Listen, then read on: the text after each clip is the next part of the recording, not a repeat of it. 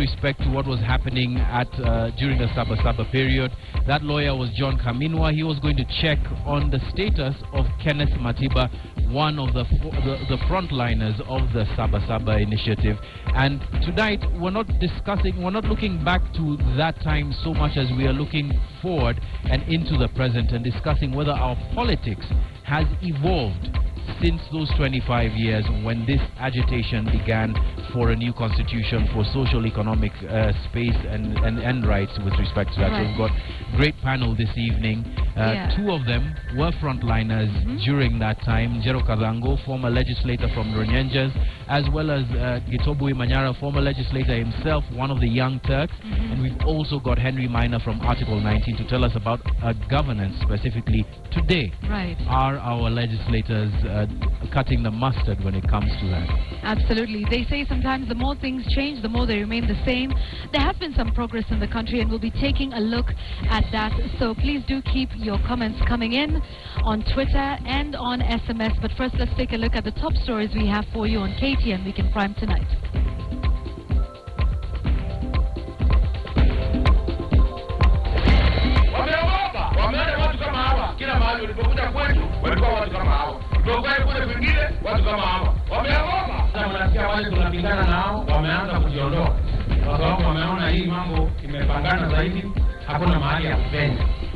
Go ahead and boycott the 2017 polls, Jubilee MPs tell Raila.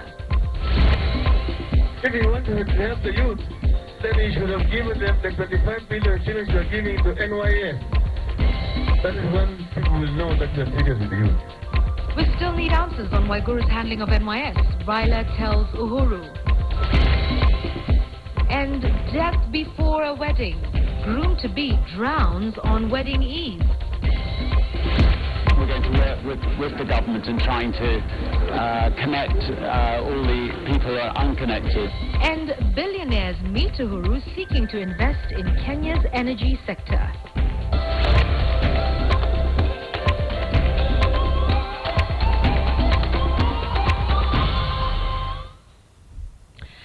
Thank you for joining us on The Point of News tonight. Our sign language interpreter is Meresha Awiti. Let's start off with politics here in the country.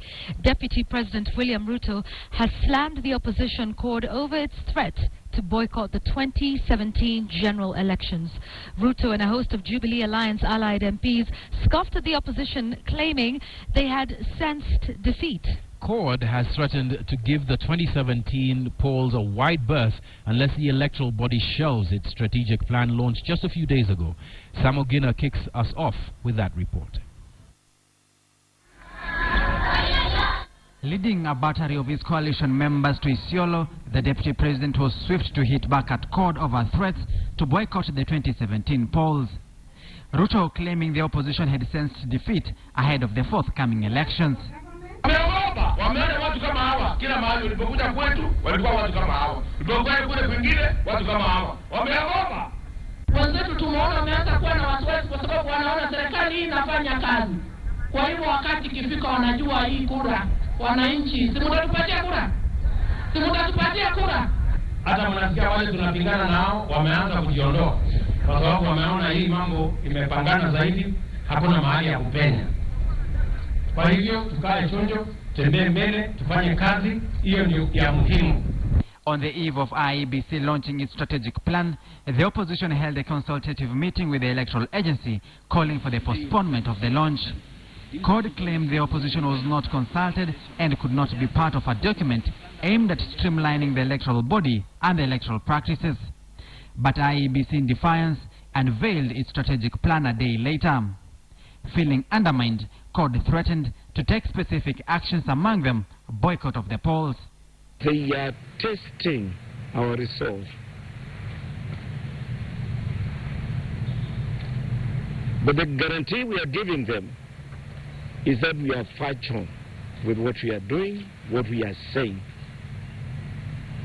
Kenya will not accept an election that will be supervised by Isaac Hassan and his team. Now Jubilee leaders say the opposition boycott threat was a smokescreen with IEBC as a scapegoat. They say CORD leader Raila Odinga played a critical role in the formation of IEBC when he was a coalition partner of the former President Mwai Kibaki. Acha mambo mengine yale wanaongea. Mimi usema wape vidonge zao, wakimeza wakitema ni shauri yao. Sisi tutoke kazi tuendelee mbele. Mimi ningetaka Raila akitaka kumenyana na serikali ya Jubilee asiangalie pahali kuna mama, si ndio? Kama yeye ni mwanaume kabisa akuje amenyane na sisi we know how to sort him out, si ndio? Our serikali sio ya msimkate, ni serikali ya kufanya kazi, a working government. Na ndio sababu mnaona kuna wasiwasi. Because when a government works and works well, the highest probability is that government will be re-elected. The Deputy President called on the Isiolo region to jump into the Jubilee Alliance Party bandwagon, telling them JAP is the vessel that will form the next administration in 2017. 2017, Isiolo haitakuwa na madoadoa hata kidogo. Wale pia ambao walikuwa madoadoa hapa, tafadhali sana, hakuna mahali pengine utaweza kwenda. Ingia hapa na tuendeshe maisha ya watu wa Isiolo pamoja. Sasa nyinyi bado mnasikia mnaongea mambo ya URP na TNA. Kwani nyinyi hamna network sasa na mambo ni Jubilee? Kama namna gani? Sawa. Sisi tumesema hatutaki tena kugawanya watu. On security matters, Ruto urged residents of Isiolo to report any suspicious individuals in the area, as well as report on their children who had joined Al-Shabaab. Samugina, KTN. The man in the eye of the Jubilee storm, CORD leader Raila Odinga, was in Ahero in Kisumu County, where he criticized the government over what he termed was wastage of taxpayers' money. He faulted the government over a recent allocation of 25 billion shillings to the National Youth Service in this year's national budget. Raila says that the ministry, led by Anne Waiguru, has been receiving fat allocations from the government at the expense of other vital sectors in the country's economy. So for both women and the youth of Kenya, you've given 1.5 billion shillings. But in the NYS, you've put 25 billion shillings. Just yourself. What for? What for? And on this other side, you say that you are trying to help the youth. If you want to help the youth, then you should have given them the 25 billion shillings you are giving to NYS. That is when people will know that you are serious with the youth.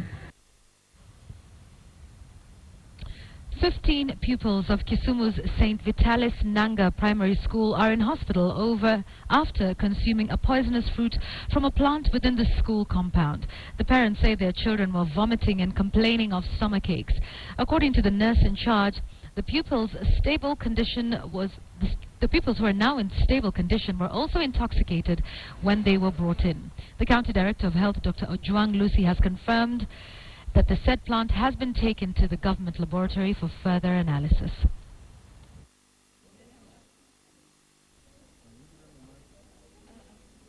Tukifika hosi tukapata kama watoto wamejaa huku na wanatabika, kila mtu anatabika, wengine wameshawekewa maji. They came in a pathetic state. Most of them, they were vomiting, very fatigued, and we had to start intravenous infusion. They are put on fluids, medication, and they had to be nil for oral for 4 hours. But at the moment, they've actually improved. They're out of danger. A 25-year-old man who was set to wed today has drowned in Nakuru. He was killed alongside some of his friends when their car plunged into the Kiriandich Dam, and Kamche Menza tells us this very tragic story. They say death comes like a thief. It never knocks on the door.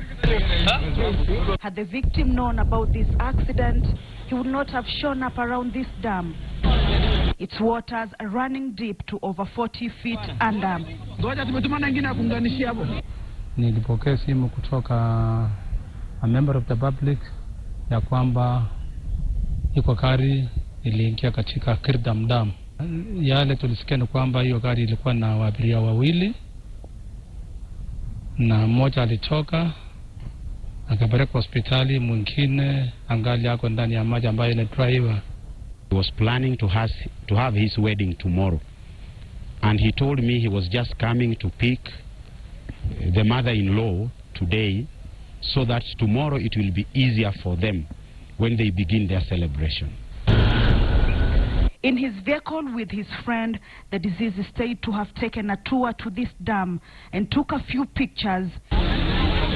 And when they got back into their vehicle, it is said the vehicle sped off, cutting the perimeter wire around the dam and plunged into the dam.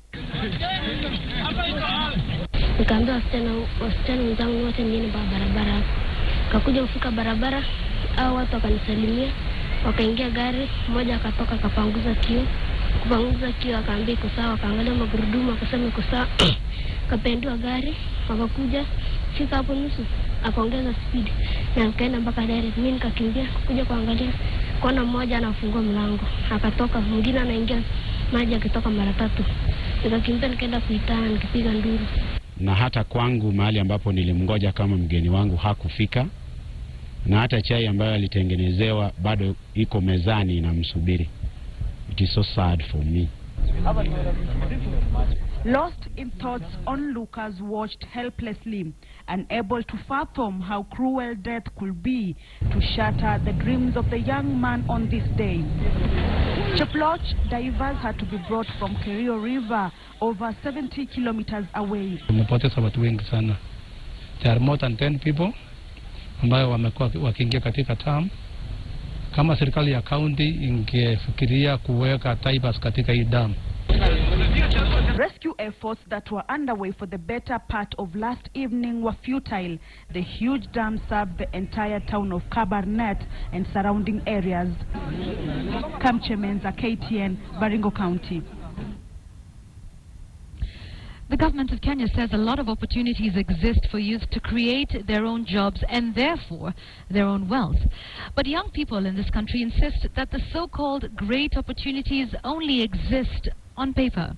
KTN's Stanley Mbichu dug deeper into the youth unemployment and poverty crisis in Kenya. The government is cognizant of the fact that unless we invest in the potential of our youth and women, we will not achieve real demographic and gender dividend in the future. Therefore, in this budget, I'm allocating 850 million for the Weather Fund, 500 million for the Women Enterprise Fund, and 300 million for the Youth Enterprise Fund. We want to see not just the 30% that we promised women, youth, and persons with disabilities out of government contracts, but we also now want to begin seeing at least a minimum of 40% of government purchasing being from local entrepreneurs. In a quest to drive the economy transformation agenda, unemployment, among other relative factors, has proven a difficult experience, especially for the youth in Kenya. A major obstacle to the full utilization of human ideologies and resources that exist despite a relatively strong economical growth in the region over the last decade. But the big question is, just how much do we depend on the government to create employment opportunities? Mwananchi anafaa kuja na kazi na ideas. Serikali inatuboost. Na ikutuboost ni ile pesa ambayo wanatoa zitufikie si wananchi ndio to create jobs. Lakini hiyo pesa nayo unajua sasa ikitolewa hazitufikii idea tuko nazo. Mimi ndalilia serikali ikizidi tu ku create man. Mimi siwezi create ya kila mtu, na create yangu peke yake. Na pia si lazima ni ya shida ile itoshi bado. Many people hold the opinion that the rate of unemployment can be minimized only if Kenyans also focus to present opportunities that are currently unexploited. If you sit around and wait for the government to come, the government will always be there. It has always been there and it will forever be there. So as youth, let us be more of citizens rather than being subjects. Because when you're being subject, then meaning that you're being subjected to negative powers and negative influence to cover us. Kenyans are used to cry to the government for help. Even me, I used to cry.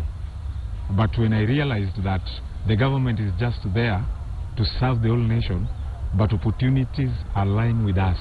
It is only about us opening our eyes and realizing them, then we just make a difference. We need to change our mindset.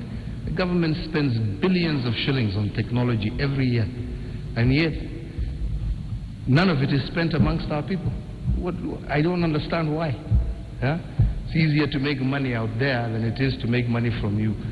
But we shall change this, and I want to promise you that we shall change this. Is the government doing enough in creating jobs for the youth? Wapi manze, karibu kila mtu ni jobless man. Sasa unapata hao ndio wanapana create majob. Juu sisi hatuna kanini ama kanini. Juu wewe utasemaje tuta create job hapa? Kanjo ikikupata hapa na kutoa mbio mbaya sana. Nani una feel analegea sana katika kazi yake? Serikali ndio wanatufail, lakini serikali iko sawa. But hao big fish hao ndio wanatuharibu sasa, hao ndio wanakula kila kitu. On its part to address unemployment, the government has had 3 recruitment exercises of 31,000 NYS servicemen and women. This will engage in national service programs all over the country in areas such as building dams and water ponds, drilling water, agricultural activities, vector and border control. This number is expected to rise to 42,000 by November this year. Young people in this country who have shown me some incredible innovations that they have had. But I must say that I am increasingly becoming disappointed by our inability to be able to tap into that energy, to be able to tap into those innovations. Well, there may be a variation in the general public's opinion of who between the government and the Kenyans themselves is more tasked in creating more job opportunities and tapping into business ideas. However, though, one thing stands, that we all have the ability to do anything and everything. The difference is how we use that ability. Stanley Mbichu, KTN, Nairobi. Words to think about there on youth and unemployment. Now, residents of an estate in Nakuru have been left in shock after an attacker stabbed a Form 2 student to death right inside his home.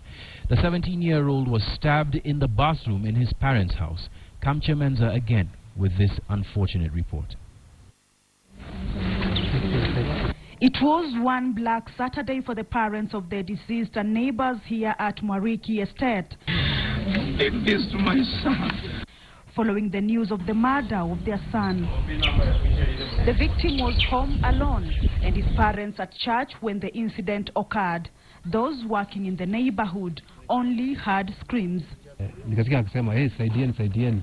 Wale wanafanya kazi pale. Simwangalie pengine ni kama ana bleed." Kuangalia wakakuta kutoka ndio alikuwa mtu amelala hapa chini. Alikuwa ameshatoka. Geti ilikuwa imefungwa tu. Yeye ndiye alifungua geti. Yeye mwenyewe ndiye alifungua geti. Na akaanguka. Kwa hiyo hapo ndio tukaona yeye alikuwa na bleed. And he passed on before he could be rushed to hospital, an incident that left neighbors in shock, a murder in broad daylight. It is said the victim was stabbed twice on his chest and once in his spinal cord. Traces of blood leading inside the house to the bathroom where the assassin is said to have committed the act. Tendo kama hili la insecurity likiweza kupatikana mchana estate kama hii, basi katika nchi hii hakuna pahali kwingine kuna security. Neighbors asked police to come with sniffer dogs after Stephen Mbugwa revealed that while working in his shamba, approximately 200 meters away from the scene, he spotted a young man squatting in his shamba, claiming to be in search of cattle feed before he left. So baada ya kwenda nimesikia nduru. Kwenda. Sasa singemwona hapa. Hakuna kitu alijeza. Alikuwa mkono kavu. And even as police officers carry on with investigation, oh my God,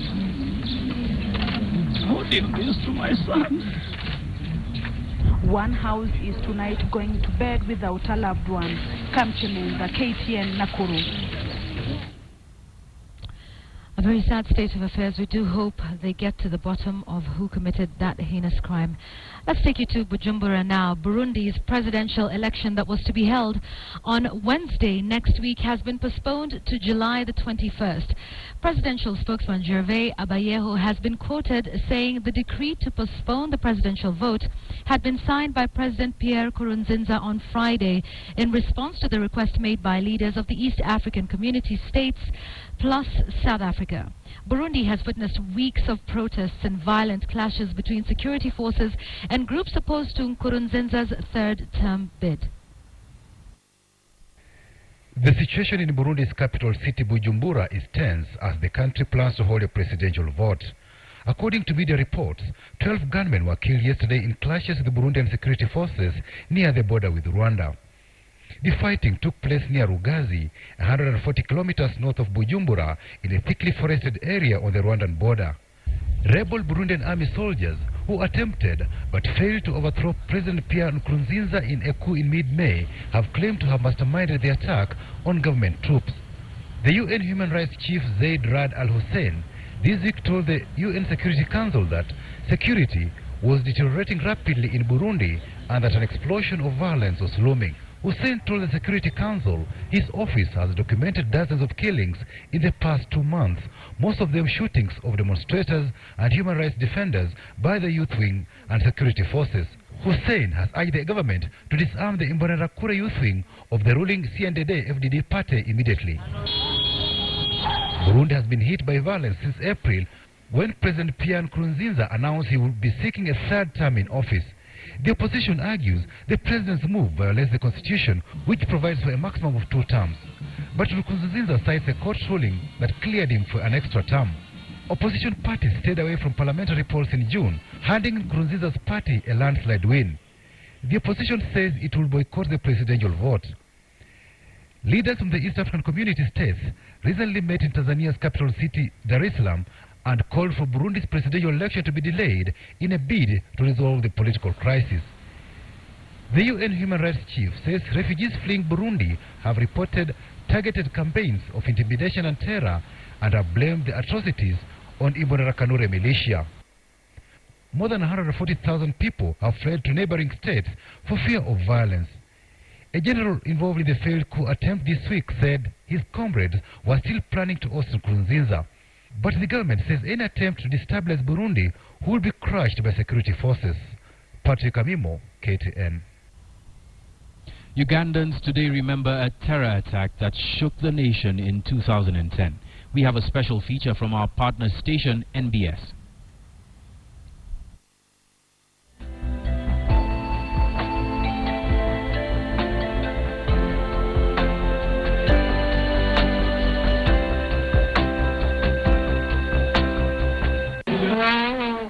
This Sunday night of July 11, 2010 was a joyful moment for many soccer fans that thronged Chadon Rugby Grounds, an Ethiopian village in Kampala.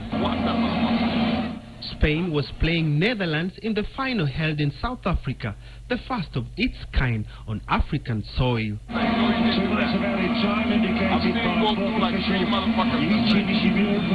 The atmosphere was electric as jubilant supporters cheered their team to victory. A host of local artists had been lined up to perform shortly after the end of the match. According to eyewitnesses, the fun, however, did not last for long. A blast went off in the 80th minute.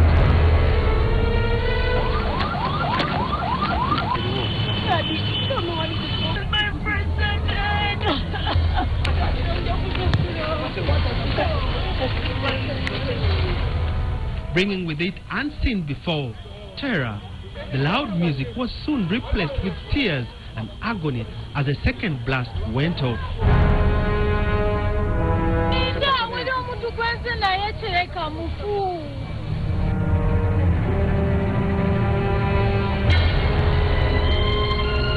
It was very big and loud that I heard it and still held my ears after.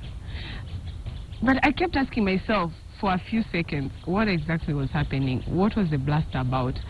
I looked at the speakers and in my heart, I swear I would never have thought that there would be a bomb blast in Uganda. After the second blast, I remember someone's head just came from where and hit my right leg. I had to push it when I saw it. These survivors were some of the lucky ones to live to tell the story. By morning, 76 bodies had been counted from both Chadondo and Ethiopian village. Hospitals around Kampala were struggling to save the lives of many more. Kampala had never witnessed such single night terror before, perhaps explaining why the country was left in grave shock by the twin blast.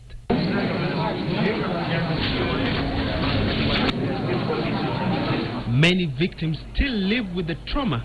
A few opened up Facebook page through which they can maintain contacts. The security machine soon arrested people suspected of having planned the attack. 14 were lying before court with a case yet to be ruled.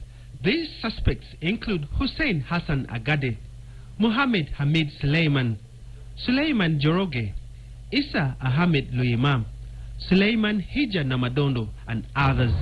Survivors of July 2010 twin bombing in Kampala are anxious to hear the court ruling from this honorable court. At most, they want maximum punishment for the suspected terrorists. I think life imprisonment is better, so that everyone can learn from them. The Bible says forgive, but I'm not Jesus, so I won't say that I do truly according to the Bible as such. I try, but I don't think they are worth forgiving. Terror attacks are real, and these survivors are a testimony to what an evil mind is capable of achieving. Richard Ulweng, Katagwa George, NBS Sunset.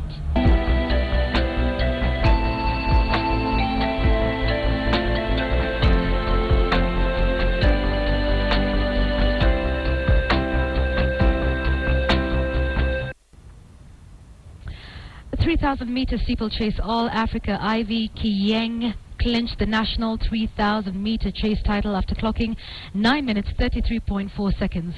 World cross-country champion Jeffrey Kamworor won the men's 5,000 meter race, while former women's 5,000 meter world champion ruled the 1,500 meters, as did Elijah Manangoi.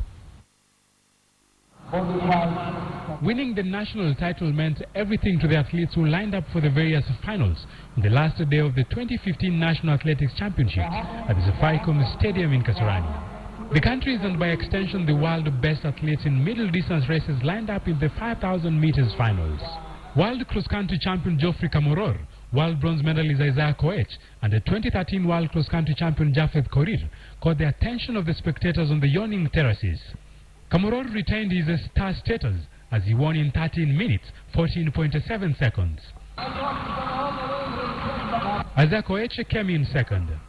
Side naenda train focus the trials. When I make the trials, then I have something to say. But for me, I'm really aiming high to beat with the guy. The women's 3,000 meters steeplechase was a tight battle between Purity Cheriot, the Commonwealth champion, and Ivy Kiyeng. It ended in a photo finish with Ivy Kiyeng taking the title. Sasa tunataka tu kung'ang'ana kufanya mazoezi ndio tuende tushinde trials tena next team ya World Championship. Elijah Manangoi was the athlete to beat in the 1,500 meters men's category as he finished in 3 minutes, 38.91 seconds. Timothy Cheriot came in second. 2011 double world champion Vivian Cheriot won the 1,500 meters women's race as she outdid competition from the second place to Stella Chepleting. Feel good. I feel my body is responding well, and I'm seeing I'm coming up nicely. So for the trials, I'm yet to decide either then or 5. In other races of the day, Vincent Yator from Central Rift won the men's 10,000 meters final, while Asbel Kiprop took the 800 meters title ahead of Timothy Kitum. Moses Wakhisi, KTN Sports. Still in athletics, the 2015 edition of the National Athletics Championships was a sprinter's paradise as it produced 4 national records. The 3-day athletics extravaganza came to an end Saturday at the Moi International Sports Centre, Kasarani. The middle and long distance races are always the showstoppers at any Kenyan track and field championship. However, the script was different at the 2015 National Athletics Championships, where athletes in the short races stole the limelight. Sensational Defense Forces sprinter Mike Mukamba was the one to watch as he lined up for the 200 meters race against his KDF counterparts Tony Chirchir and Boniface Kagai, while Nairobi County's Colin Sumaya was tipped as a spoiler. Mukamba, however, held on to clinch the 200 meters national title. It makes me feel great and comfortable to also compete in the trials, which it will be a very tight competition. The best from Mukamba was yet to come, and fireworks were expected when he returned to the track in the 100 meters dash alongside fierce rival Marco Tieno. The race turned out to be what could be termed as the most sensational race of the day, with Mukamba completing a double in a new national record time of 10.23 seconds from the previous mark of 10.26 seconds, while Marco Tieno came in second. The magic about this one is just been good training and good also performance for my teammates and my coach. I'm finishing position 2. I really can't complain about it because that is where I had to put it all over. Another national record was set in the women's 400 meters hurdles, where Francisca Koki ran a superb one-lap race that left the rest of the field chasing after her.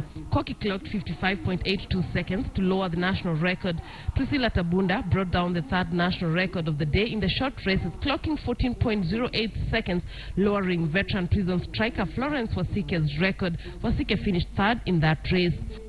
Attitude of someone, you can make it. If you have a positive attitude towards something, then you'll make it. If you have realistic goals and you have to work for those particular goals, then you'll achieve.